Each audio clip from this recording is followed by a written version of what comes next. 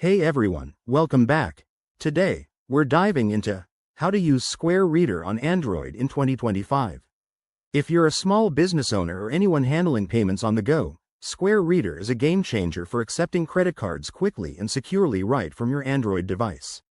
It's even more streamlined this year with updated features for faster connections and better security. Let's get started. First things first, make sure you have what you need: an Android phone or tablet running the latest OS, the Square Reader device, and a stable internet connection. If you haven't already, head to the Google Play Store and download the Square Point of Sale app. It's free and takes just a minute. Once the app is installed, open it and sign in or create a new Square account. This is straightforward. Just enter your email, set a password, and verify your details. In 2025, Square has made this even easier with biometric login options like fingerprint or face recognition for added security. Now, for the fun part, connecting your Square Reader. Plug in your reader if it's a wired one, or for wireless models, enable Bluetooth on your Android device and pair it through the app's settings. The app will guide you.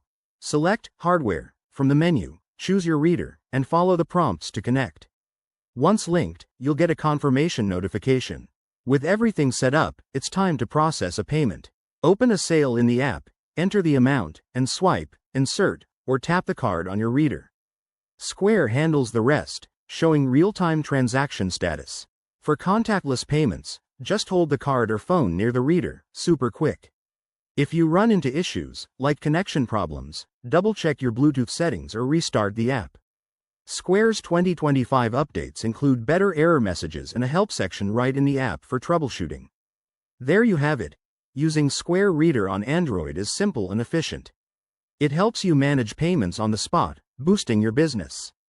If you found this helpful, give it a thumbs up, subscribe for more tech tips, and let me know in the comments if you have questions. Thanks for watching, and see you next time.